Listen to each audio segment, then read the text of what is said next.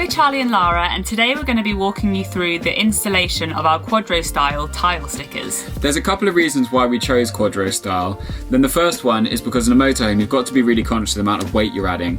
And secondly, traditional tiles and grout have a habit of cracking under the movement of the van, which we really didn't want to happen. Quadrostyle is the perfect solution for both of these, but without the compromise on style. So we've gone for the wallpaper tiles. We're going to be using them both in our kitchen as the backsplash and also in the bathroom as the back wall, so we're really excited. Quadrostyle make a couple of different products that you can choose from, either individual tile stickers or wallpaper panels like we've chosen. And if you're unsure of which product to use, don't be afraid to reach out to the team online through their website. They're incredibly helpful and they'll provide you the best solution to your situation. The team at Quadrostyle are incredibly helpful when we were measuring our space and figuring out exactly how much we were going to need.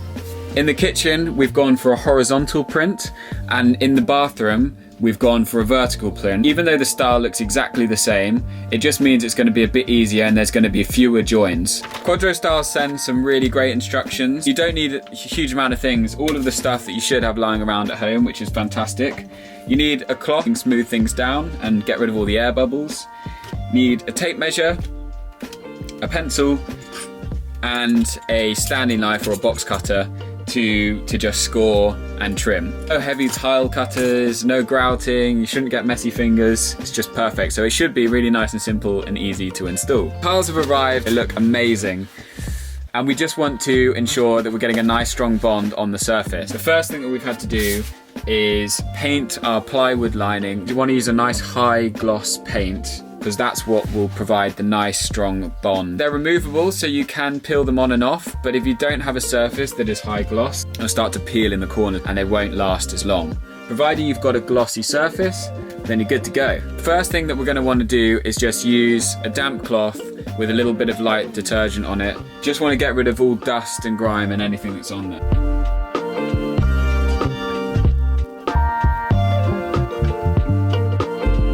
So because we know our kitchen surface is flat and level, we're going to use that as our starting point. You never want to peel off the back in one go. You want to peel off a small section, stick that down, ensure it's lined up, and then peel and stick as you go. We've got quite a lot of excess hanging off the left-hand side here, so we're going to trim that off, and then we're going to leave a couple of centimeters over the corner, and we're going to use that to press into the corner so we get a really nice line, and then we can trim that all off later.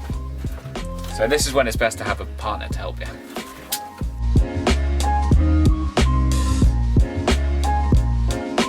So the first thing that we're going to want to do is just peel the back off, maybe about 10 to 15 centimeters, and ensure that that's nice and lined up with our worktop.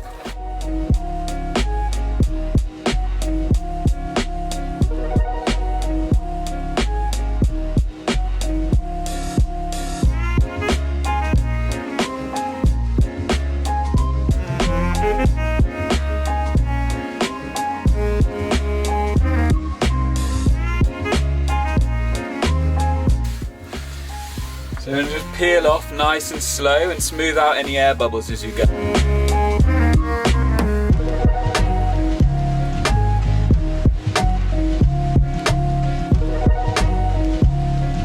So I just want to take a nice straight edge, put this right into a corner, and then trim off all of this excess.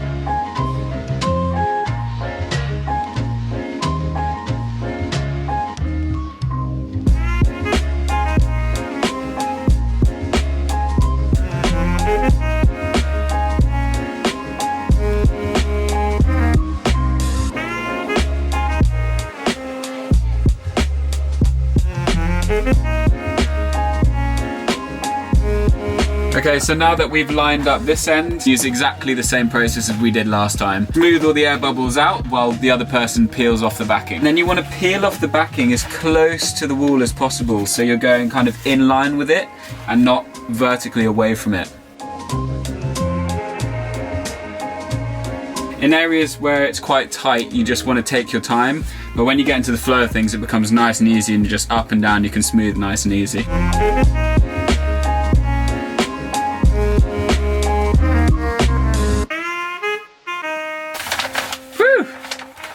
So same as before, we just want to take our blade and our little straight edge and just wedge it into the corners and then just cut along, and it gives you a nice straight cut.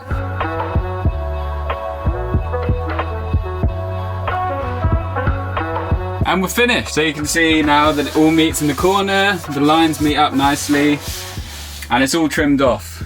So yeah, really happy with how it looks. Next up is the back wall in our toilet and in our shower. So the first thing I'm going to do is I want to line up against this wall, because I know that this one's straight. And I'm just going to make sure that this is nice and lined up here. And then I'll slowly peel back the underside and smooth down.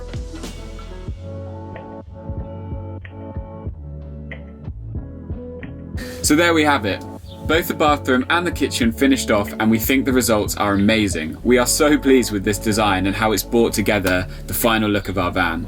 So make sure you check out their website. There's heaps of designs to choose from that will definitely match what style you're going for. Thanks very much for watching.